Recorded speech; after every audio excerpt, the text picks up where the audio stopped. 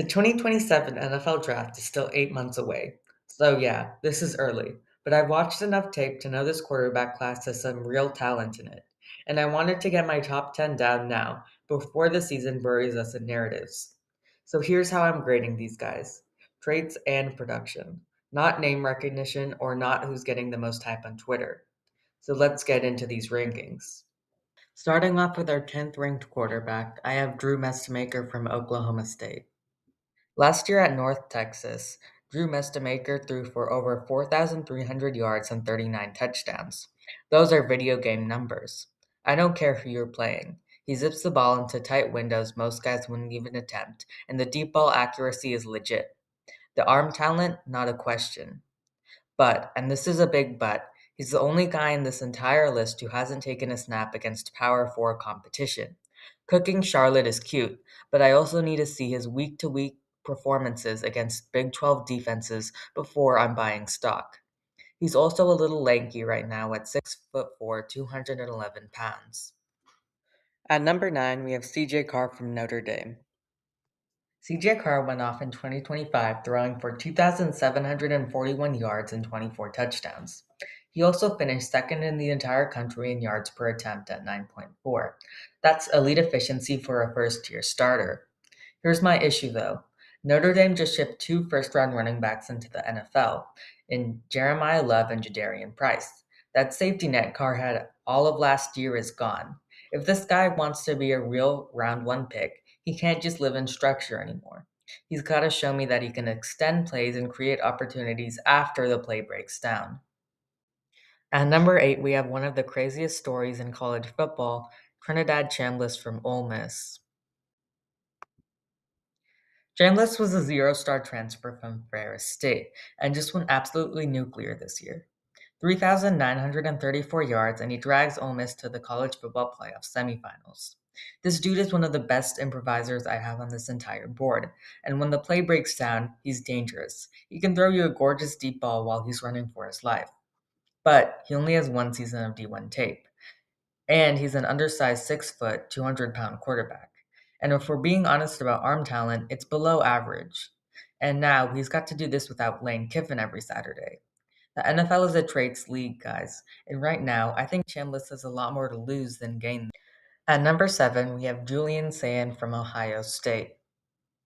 This dude transferred from Alabama and led the entire country in completion percentage while still being able to push the ball downfield. His accuracy, his processing is the best in the class, and it's not close. His turnover worthy play rate is 1.4% when the national average is around 3%. That's insane ball security. But here's the thing: the weaknesses are just as loud as the strengths with this guy. He gives you nothing off script, zero as a runner, and the arm strength is genuinely a concern. That's a razor thin margin if you want to be a first round pick come April, because at some point the ball's got to get out of structure. At number 6, we have the most polarizing quarterback in the entire draft, Lenore Sellers. Lenore Sellers is built like an absolute tank. He's 6'3", 230 pounds, and runs an estimated 40 time of 4.53 seconds. He's a nightmare to bring down in the open field.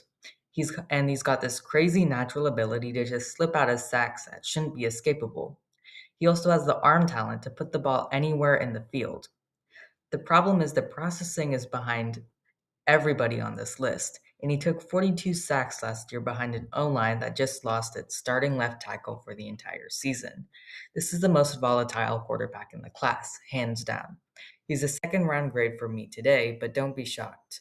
Don't be shocked if he's the first overall pick by the time we get to draft season. At number 5, we have CJ Bailey from NC State. CJ Bailey has the prototypical NFL frame for a quarterback at 6'6". He navigates the pocket with poise you don't see from guys this young, and he pushes the ball downfield accurately with a big arm. His issue is the short and intermediate stuff. The accuracy dips right there, and it shows up the second there's pressure in his face. People have also pointed out that his drop back is a little slow. Look, he's not a second round player today, I'll be the first to say it. But this whole list is about projection, and Bailey's got the tools to close that gap. At number 4, we have Jaden Mayava from USC. Mayava has a big live arm and a beautiful deep ball. He also broke out at the Power 4 level in 2025. When he's cooking, he's really cooking.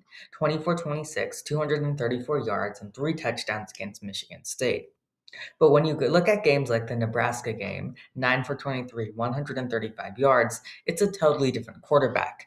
Now, inconsistency from a young guy is normal. I'm not going to overreact to that. What actually worries me is the aggressiveness. A 4.5% turnover worthy play rate when the national average is around 3% is concerning, and the footwork gets sloppy in stretches.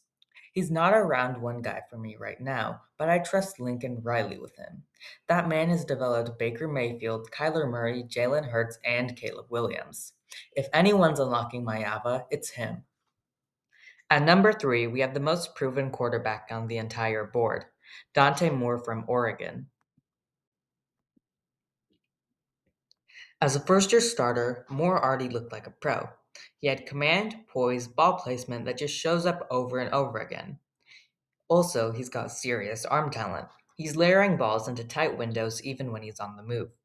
What's holding him back isn't his arm, it isn't his accuracy, it's the athleticism.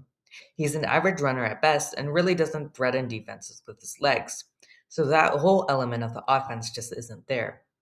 However, Moore is about as clean of an evaluation as you'll ever find, but I want to see him let it rip a little more. I also want to see how he handles losing 2 of his best weapons this year in Kenyon Sadiq and Malik Benson. At number 2, we have Arch Manning from Texas. This guy is a rare athlete for the position. Full stop. Any given play, he can just rip off a 30-yard gain out of nowhere. His legs alone made him a red zone weapon, 8 rushing touchdowns in 2025. What I love most about him is his trajectory. From early to late season, you can visibly see him start throwing guys open with anticipation instead of just waiting for separation. He's got a live arm and drops beautiful deep balls. But is he a finished product? Not even close. He misses way too many easy throws, and his turnover worthy play rate is sitting at 3.5%. But the ceiling here is higher than anybody else on this list. Clean up the mistakes, and Arch is a top 5 pick, no questions asked. And finally, at number 1, we have Darian Mensah from Miami. Mensah played his freshman season at Tulane. Then he transferred to Duke in 2025 and just went off. Nearly 4,000 yards, 34 touchdowns to only 6 interceptions, and broke Duke's single season passing yards record.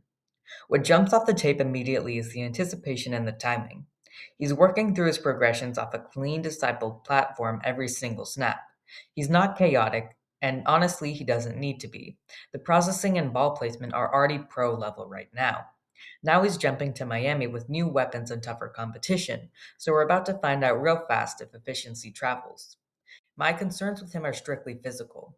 He's a little light at 205 pounds, and the arm strength grades out as just average by NFL standards.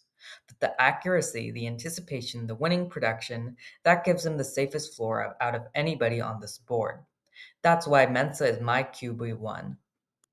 And that's the board. 10 guys ranked off of process, not hype.